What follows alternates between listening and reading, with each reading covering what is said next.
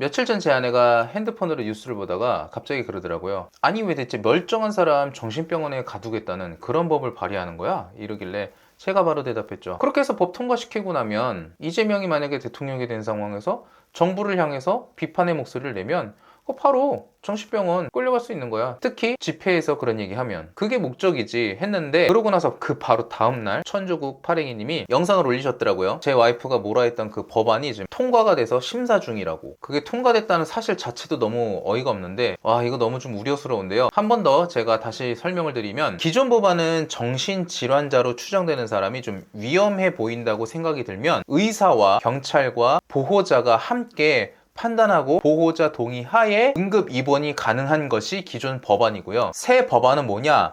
경찰과 구급대원이 이 사람을 보고 자기들 판단에 정신병자라고 생각이 들면 그 사람을 정신병자로 규정을 하고 정신병원에 입원시킬 수가 있는 거예요. 안 그래도 지난번에 서부지법 앞에서라든지 집회 현장에서 경찰들이 불법적인 어떤 폭력을 행사했던 것들이 문제가 됐었는데, 이 법안까지 있으면 이런 공안 경찰들한테 정말 큰 힘을 실어주는 거죠. 그리고 나서 한 이틀 정도 있다가 BBC에서 영상이 올라왔습니다. 중국에서 10년 정도 반정부 시위에 참여했다가 구금당하고 강제투약과 전기충격까지 받은 청년들이 있어서 BBC에서 이거를 취재를 했다고 하는데요. 준지혜라는 청년이 코로나 때도 그렇고 이 시진핑이 바람직하지 않은 정책을 펼치고 있다고 생각이 들어서 시위를 하기로 결심을 했다고 합니다. 자기가 다니는 대학교 강실 앞에서 이제 시위를 준비를 하려고 했는데 5분 만에 교수들과 학생들이 자기를 알아보고 강제로 회의실로 데려갔대요. 그리고 이제 이 청년의 아빠에게 전화해서 집으로 데려가라고 했고요. 그리고 집에 오고 나서는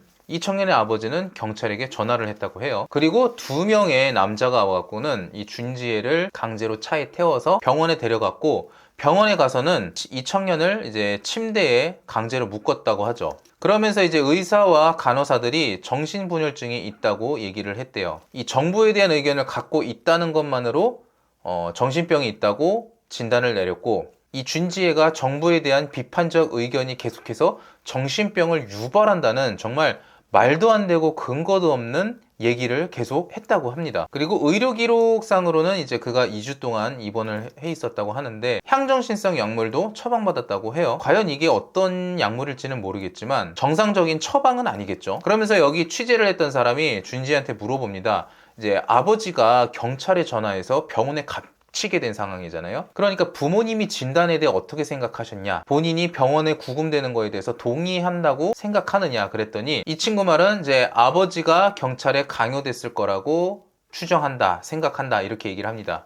그 이유인즉슨 자신의 아버지가 중국 공산당원이었기 때문에 공산당원으로서의 활동을 할 수뿐이 없고 그에 따른 강요도 받을 수뿐이 없었을 거다라고 얘기를 하는 거죠. 잠깐 제가 개인적인 얘기를 하자면, 민주당 지지자 애들 정말 아직도 이게 소설이라고 생각하는 것 같아요. 이재명 지지자들 좀 정신을 차리세요. 민주당뿐만이 아니고 국힘에도 지금 개중공에 부역하는 새끼들 많죠. 뭐 권영세를 비롯해서. 우덜시기는 얼마 전에 보니까 공산당 배지까지 차고 있는 제가 그림을 봤는데, 그게 조작인지 팩트인지 모르겠지만 중국 공산당 찾아갔던 건 사실이잖아요. 지금 나라가 정말 이게 그냥 위기고 침몰하는 가운데 있다는 게 아니고, 이미 침몰한 배를 윤 대통령이 좀 어떻게든 끌어올려서 인양해 보려고 한 게 비상계엄이 아닌가 싶습니다. 그래서 중국에서는 이런 사람들을 데려가는 거에 대한 원칙을 보면, 공공안전에 심각한 위험이 되는 환자의 경우 가족이 협조하지 않으면 응급 대응팀이 설득을 시도해야 한다 라고 명시되어 있다고 하는데요. 가족이 협조하지 않으면 응급 대응팀이 설득을 시도해야 된다고 명시가 되어 있다고 되어 있는데, 이거는 가족들의 동의를 얻지 못하면 그 사람을 데려와서 강제 입원시키고 구금할 수 없다라는 걸 얘기해 주는 게 아니고요. 가족이 협조하지 않을 때는 설득을, 정말 이 문구대로 설득을 시도해라, 말 그대로 시도해라, 시도하고 나서 이 사람을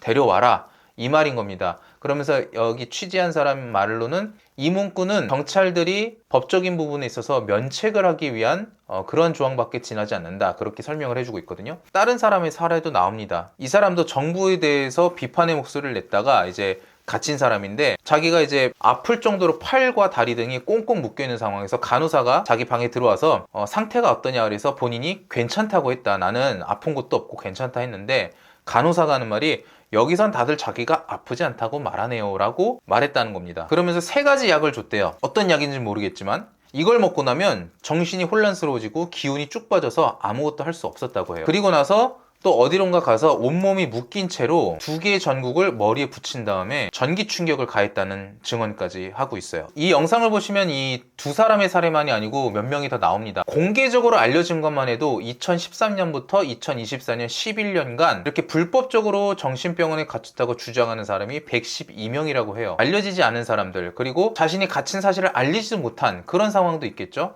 그렇다면 이 112명의 이상의 더 많은 사람들이 있을 텐데, 지금 앞에서 말한 한국의 그 법안이 통과되면 이게 지금 개중공의 얘기가 아니고 우리나라 얘기가 된다는 얘기거든요. 그러면서 이런 것들이 국제사회에서도 이슈가 되고 여러 가지로 계속 문제가 되고, 또 그래도 중국 본토에서 좀 양심 있는 사람들도 이런 거에 대해서 이제 법이 개정돼야 된다고 하는 사람들이 있으니까 강제로 이렇게 입원시키는 것들이 좀 완화되게 법이 바뀌었다고는 하는데, BBC에서 취재한 사람의 말에 의하면 그럼에도 불구하고 중국 공산당은 여전히 정신병원에서 문제를 일으키는 사람들, 즉 트러블 메이커들이 갇힌 사실에 대해서 침묵할 수 있었다, 침묵시킬 수 있었다, 이렇게 표현을 합니다. 이런 말도 안 되는 법안들을 문재인 때부터 민주당은 무슨 매일매일 일기 쓰듯이 엄청난 많은 양의 법안들을 발의를 하고 통과시키려고 애쓰고 있는데요. 제 영상 보시고 댓글에 제가 망상을 한다, 공상을 한다, 네 생각뿐이다, 네 주장뿐이다 라고 하시는 망상 환자분들, 제발 좀 정신 차리세요. 당신들은 이 법안이 통과돼도